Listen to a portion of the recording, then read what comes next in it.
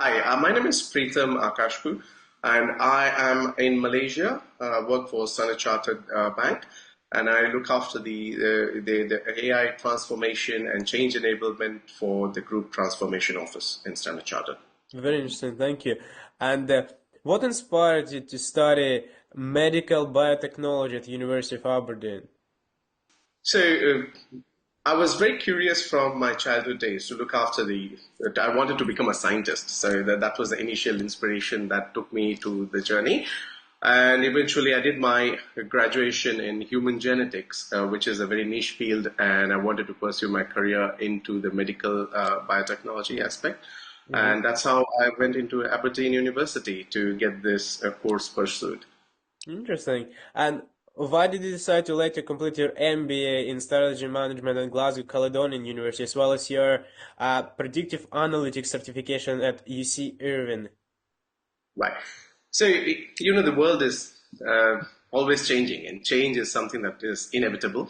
That is something that I've learned during my master's Hmm. in the University of Aberdeen. So, I was part of the research faculty. So, I was working with the scientists who were working on day in and out, day out with all the constant cancer research on the medical field. And that inspired me food of thought to look into that something is not always stable in throughout your life. So you need to keep Hmm. changing. You need to keep upskilling yourself throughout your career so that you are up to date on Hmm. whatever the new technologies come into the picture. And that led me to explore into new avenues. So because I wanted to become a scientist, I did the background studies. My academics were excellent. What I was not satisfied with was the management side of how I want to become an entrepreneur in from a medical side of things.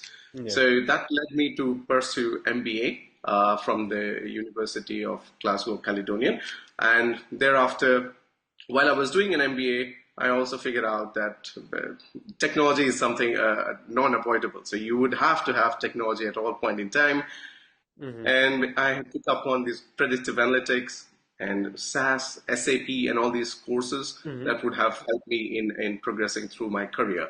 And that led me to the food of thought, where I pursued in these courses that helped me in upskilling myself throughout the journey. Very interesting, thank you. And your career has spanned multiple industries, from financial services to market research and analytics. What have been some key milestones that led you to your current role? So there are multiple milestones, I would say. So when I started my career, it was more of the business development related. So I started off with a basic market research when I was working in during my when I was a fresh Mhm. grad. I came up from the university, and I did my MBA. So I was very I was on fire in a way. So I wanted to use the theories that I've learned in my MBA days, and I wanted to put them into practicalities. And that inspired me to go and take on the next steps into the market research or sales and development and business development that aided me into my initial part of the journey. So that is a key milestone wherein I had the opportunity to learn about the different aspects of how a market works. Mhm. So I had the opportunity to work in the United Kingdom, and also I did a project in Germany. Then thereafterwards, in my career, I had been working in different countries. I worked in India, I worked in Singapore. Then now lately, I'm in Malaysia. Mhm. So that has given me a different perspective of working at different levels of of the career journey, and also the different countries that I have worked with. Mhm. So there have been multiple milestones, and depends on every level that I have advanced into in my career, and that really, I mean, it's an achievement at every stage. That's very impressive. That's very impressive. And how is it different working in markets like India, Singapore, and Malaysia? What's like a difference in culture? Maybe what did you notice? Absolutely, it's a very good question. So there is a big difference. There's a very big difference in terms of, I would say, there are many factors that get included, be it from the environment, the culture, the work style, Mhm. and the quality of life that you lead. It depends on what stage of your life Mhm. you're looking at and where you're comparing. So the initial parts of my life I spent in the UK. They're very cool, very pleasant to work with. People are Mm-hmm. nice. So and we have access to the latest technology, Mm-hmm. and the work culture is excellent. So that brought me a different perspective of how to work in the UK. Then slowly, when I worked in India, so India is a different game altogether. So Yeah. it's very competitive. It's very into the technology field. So when I work with my colleagues, you see that everyone is an expert in a particular technology. If I were to talk about, so if I Mm-hmm. take AI for example, AI there are like multiple AI experts who are at my expertise or above my expertise. So that's how the Indian market is. So when I moved to Singapore, Singapore again is a very different culture. They're very much centered nation. In fact, they're very disciplined. They have a very strong cultural acumen that brings into their day-to-day lives. The students are very focused. Their work ethics are very practical, and you spend most of the hours working in the office, if you see, or if you look at the academic life, they have very high levels of very high standards of the academic excellence and the work excellence, that I would say. Malaysia, on the other hand, Malaysia is very culturally diverse. It's very flexible, and you bring the work-life culture exorbitantly amazing here. So people are nice. So that's the culture is something that you would see is very Yeah. flexible across different countries. At the same time, I would say I had the privilege of working with the developed nations as well Mm-hmm. as the developing nations. So that gave me a perspective of how things work, or how some of the red tape policies and procedures work in certain areas. Mm-hmm. So I will come to it in the subsequent questions. But yeah, so far this is the high level overview of how I can give. That's very interesting. Thank you. And as a leader in transformation and change enablement, what strategies do you use to drive business efficiency and operation excellence in your role? So in my current role, there are multiple levels of strategies that Mm-hmm. I had to apply to. So one thing I could say is we have a tool called ProHance. So you can check. It's a real time capacity and productivity utilization tool. Mm-hmm. So what that does is it's something that is prevalent mostly for the call centers. Mm-hmm. If you know, so it gives you a real time insight of how many calls are going to come, what's the volume like, so you can do some predictive analytics towards it. So the system does all the predictive analytics to it, Mm-hmm. and it gives us a forecast of how much capacity is required at any point in time. So that helps us, the managers, to look into the right capacity to monitor and allocate right number of resources at any point in time. So Mm-hmm. that's the exact procedure. So what we have implemented in Standard Chartered is with the tools, with the latest AI tools and ProHans, which is very advanced in terms of analyzing the capacity and the nitty-gritties of the capacity rationalizations. We implemented this tool across operations and Mm-hmm. the technology for majority of the markets that Standard Chartered operates in today, Mm-hmm. right? So what that helped us is with the real-time insight of how much capacity is really required, Yeah. what person is working on what kind of tools. So we get a keyboard level information of which applications the staff is working on, or if there is any capacity crunch or a capacity excess in each of these Mm-hmm. areas or each of the departments. So what helps us in studying this real-time analytics is the resourcing in an appropriate way, Mm-hmm. so that we have the right capacity at the right point in time to manage the volumes across the season. So we don't factor in any seasonality issues at any point in time in Standard Mm-hmm. Chartered. So that's one of the key benefits of having these tools, Mm-hmm. which are mostly AI driven. And though you don't see it on the front face, there's a lot of AI and algorithms that go in and the back end. So that helps us really in the insights. Very interesting. And looking back, what was the proudest moment in your career? One thing I would say, so if you see, my career has started off with medical biotechnology, Mm-hmm. and then I ended up in MBA. The good thing that I did was I was keeping myself upskilled at all times. So that didn't stop me from, say, I have done my MSc, then I have also done my MBA, so I Mm-hmm. should stop studying and look for my career pathway. So that wasn't the case in my instance.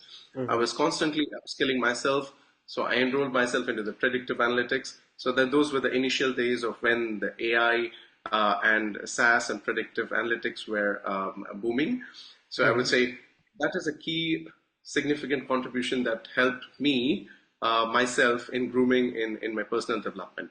So that Mm-hmm. is a key thing that I have done. So my fundamentals were strong, which has helped me in putting the same kind of insights throughout my career and also in the future. That any technologies that would come in the future would help me in picking it up and growing along with the tech. Interesting. And what trends do you see shaping the future of business analytics and banking? Sure. So from the trends, I would say there has been a massive shift. So if we go back to the 2000s, the shift was more on from paper to automations and Mm-hmm. digitizations. Mm-hmm. Those were very, very initial days of how we have come through across from all through the digitization things. So, the initial tools of SQLs, the Excel macros that we used to work on. Mm-hmm. So those were the early days. Then gradually you would see the tools like SAS, SAP has boomed up. And lately you would see Chat GPT, the AIs, and all these machine learning is coming into the picture. So the trends that I would see is more of how AI is going to help us in the business and also in the Mm-hmm. financial transactions, in the financial sector specifically. And me working in the finance industry, I would be talking more on how AI is going to benefit the finance industry. And I'm seeing there is a huge potential of AI helping us in finding the fraudulent transactions, which would take, a significant amount of man hours if it were to be done by a human alone. So AI Mm-hmm. is going to be a key game changer in our case. And at the same time, I would see the trends. If you ask me from a regulatory standpoint, the countries every country regulator has its own boundaries and regulations that they have to abide to. So that is something I would see. There would be a bit of flexibility that they would be implementing. I mean, each of the countries would be implementing something that we have seen in during the COVID times, back in 2018 and 2021. I would say uh, there are certain countries which were very strict in terms of the regulations, in terms of how the data is managed, how the data privacy regulations are managed, but they had to make a Mm-hmm. significant change in their policies and procedures so that the data could be easily transmitted Yeah. while being working remotely on those aspects, right? So Yeah. I would say the next wave will be more of AI, and that will again bring in a big paradigm shift in how the processes and the operations are held in the respective areas. Interesting. And what advice do you have for students who are looking to build career in business analytics, banking operations, or transformation management? Maybe there are certain podcasts or resources, maybe books you would particularly recommend as well.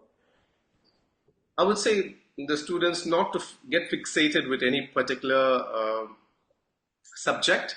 I would say Mm-hmm. keep constantly upskilling yourself, constantly getting updated. Money is something that is really, really important, and any industry for that matter is chasing the dollars. So always look from the business entrepreneurial mindset. Mm-hmm. If you are in any particular role, think yourself as an entrepreneur, even though Mm-hmm. you are not. You have to think like an entrepreneur and think it like your own baby, and how you want to groom the baby, how you want to develop, how you want to save the dollars for your own enterprise. So that's the mindset that I would encourage all your students to go through. So Yeah. that will be very, very essential the moment you enter into your career pathing and you grow up in your life, right? So that's a fundamental thing that I will say. From your resourcing perspective, I would say there are very good books. I would say look into something called Psychology of Money by Morgan Mm-hmm. Housel. So that's a very good book to give you the basics. So anything related to how the monetary matters are dealt with, Mm-hmm. and the fundamentals are dealt with is something that you should be looking for. And it's agnostic to any industry. So every single person should be looking into it, and it's a must for all the students, I would say. That's a great advice, thank you. And two more questions. What are some of your favorite memories from Aberdeen? Maybe from like social aspect of it. Maybe you're a member of any societies or clubs. I don't remember any clubs, but I remember the initial days of when we used to had the Gaelic dance, and that's something Okay. close to Scotland. So that was quite amazing. So I had to see that in person, and I came from India at that point in time. So for me, it was something very new. And the other experience that I would share is the chilly winters in Yeah. Aberdeen. That were amazing. I was in those days in 2005 and 6 um, when I had witnessed minus 20 degrees, and Wow. it was amazing. I mean, I came from a tropical climate Yeah. country, and witnessing a minus 20 is something very, very, very different and Yeah. unique for me. So that those were memories, and it's quite, I still reminisce since then. Interesting. And the last question is, what advice would you give to your younger self? I would say, so I was a vagabond in a way. So Mhm. if I were to pursue my MSc, and if I would, my actual aspiration was to become a scientist. So as I said, so if I were to have become a PhD holder and become a doctor or a Mhm. scientist, my career would have been completely different. But what I did instead was I explored horizontally instead of looking vertically. So that helped me in exploring into various different industries and different technologies, the financials. So that gave me an aspect and perspective to different industries, how they work, Mhm. and how people in how the different technologies shape up our futures. And that's something that I would say it as a game changer for my career and my own self. Mhm. So I would suggest people not to get stuck with a particular uh, journey. Be a master of like multiple trades, Mhm. but not be like just be a master of one trade. So this is a new notion that I would Mhm. suggest to all the students. So just explore yourself, keep your foundation strong, keep your fundamentals steady and robust, Mhm. and nobody can stop you from growing in your life, either be it horizontally or vertically.